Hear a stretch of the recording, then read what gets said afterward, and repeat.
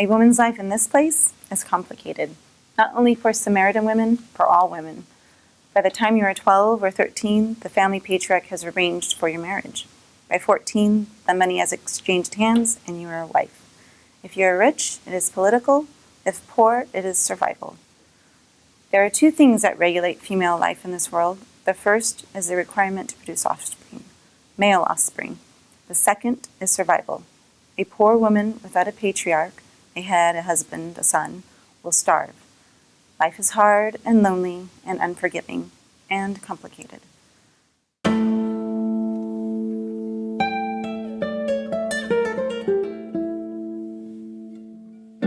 But things happen.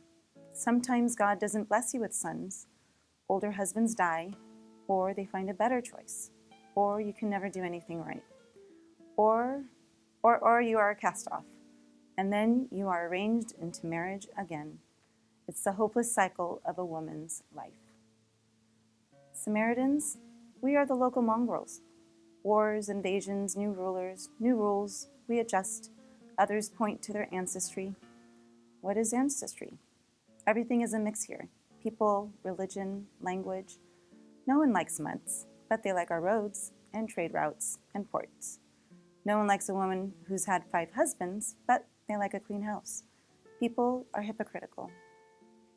Listen, if you want to travel from Nazareth in the north to Jerusalem in the south, the shortest route is through Samaria, only 3 days' journey. Everyone takes the quick route. Don't let them fool you. Even the strictest of Hebrews find wiggle room when it comes to saving time and their aching feet. Not only the Jews, but everyone takes this, the road more traveled, through Samaria. So I can't say that I was surprised to see a Jewish traveler at Jacob's well. Everyone knows Jacob's well has the best water, clean and clear, is special.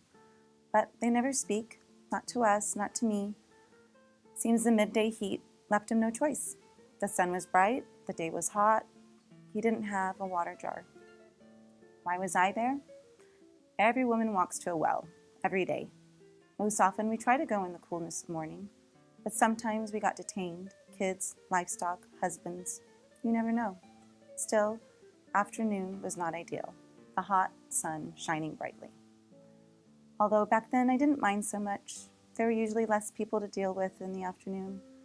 Unless the shepherds were there, then it was dangerous. You see, here everything is complicated. Life is a hard teacher. I was no fool. When the Jewish stranger asked for a drink, I thought, "Are you sure you want a drink from me?" A simple yes or no would have done. But he didn't answer in the normal way. That was my first clue.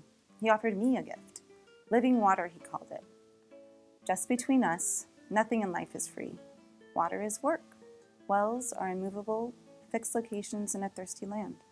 Water doesn't come to you. You go to it. Every single day. So free, so-called living water? Come on, really? Still, water that never needs to be drawn again. Water that comes to you. Sure, I'll take it. Where do I get this living water? I asked. Go call your husband, he says. An awfully strange reply. Did he think I needed help with the water? Did he prefer male assistance? Or did he talk to someone in my village? Gossip always seeks itching ears. It is like a parasite. It lives by sucking the life out of a person. Religious people are just as guilty. You know, the thing I remember most is how he looked at me when we talked. Some men look at you with contempt, some with arrogance, some with lust, and some with indifference. This man spoke to me as if I were human, as if I counted for something, as if I were equal, as if I were smart. Right there in the light of day, he sat next to me and we talked. He knew me, the hardships, the sadness, the pain, the rejection, the complications. I didn't have a husband anymore, just a patriarch, but somehow it all belonged.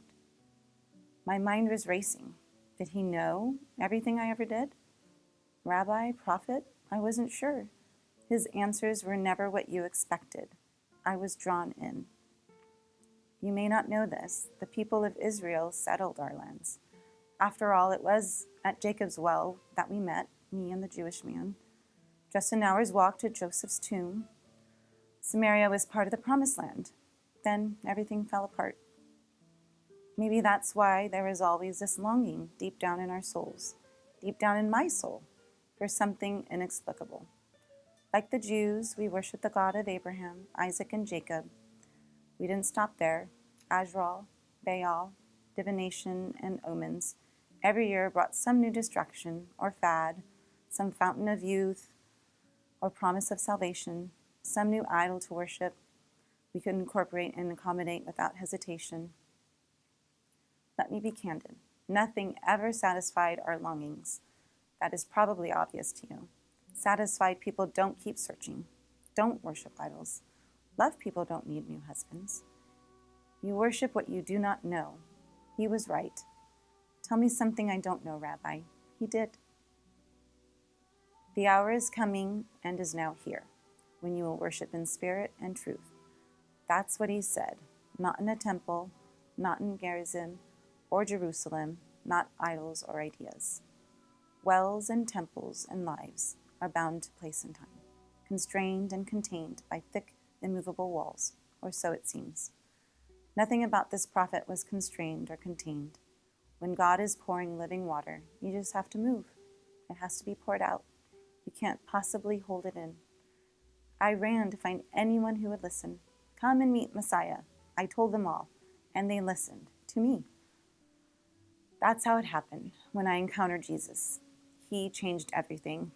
We Samaritans did not know what we worshiped. We didn't know Jesus, but we do now.